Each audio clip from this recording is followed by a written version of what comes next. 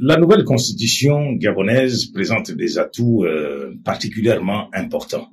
Alors, le premier élément qui est important, c'est que cette constitution consacre de manière fondamentale le principe de la démocratie participative.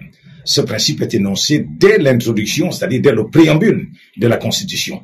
Alors, et la Constitution poursuit, n'est-ce pas, par des éléments qui concernent justement cette démocratie participative, à savoir la reconnaissance de la société civile comme un des éléments importants de l'expression de cette démocratie, mais aussi, n'est-ce pas, consacre le rôle de cette société civile dans le cadre du fonctionnement de l'État. Le deuxième élément, toujours dans le cadre de cet apport, est que cette constitution prévoit également des mécanismes, n'est-ce pas, qui permettent de renforcer l'alternance démocratique, notamment au sommet de l'État, à travers la possibilité, n'est-ce pas, pour le président de ne faire que 2 mandats au plus. Et cet élément est fondamental parce que la Constitution prévoit également que cette disposition ne peut être modifiée par quoi que ce soit.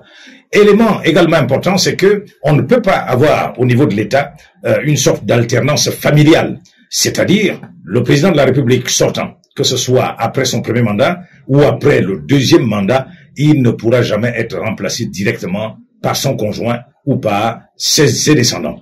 Alors donc, ce sont là des points extrêmement importants qui caractérisent l'élément démocratique, n'est-ce pas, de cette Constitution.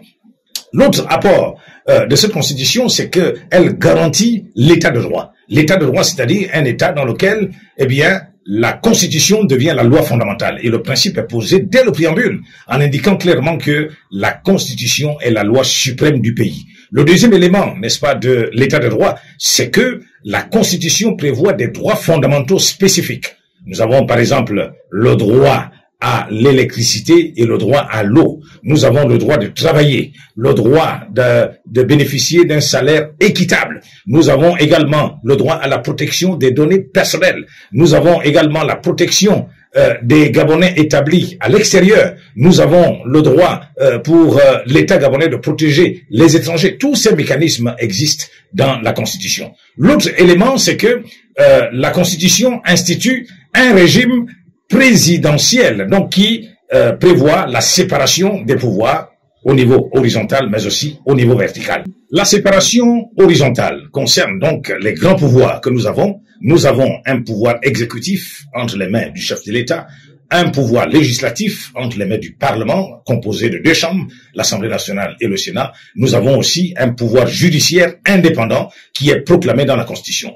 Pour ce qui concerne donc la séparation verticale des pouvoirs, nous avons le niveau de l'État, l'État qui reconnaît l'existence des collectivités locales qui bénéficient aussi d'un pouvoir spécifique leur permettant de gérer de manière libre et autonome leurs affaires. Et enfin, le dernier élément, c'est que la Constitution devient rigide, c'est-à-dire elle ne peut pas être modifiée facilement parce qu'il y a des principes intangibles qui ne peuvent pas bouger. Par exemple, la définition du mariage comme une union entre un homme et une femme, entre des personnes de sexe opposé. Ces différents éléments ne peuvent pas être touchés. L'objectif est de stabiliser les institutions et de permettre à ce que la Constitution devienne, n'est-ce pas, la véritable loi fondamentale.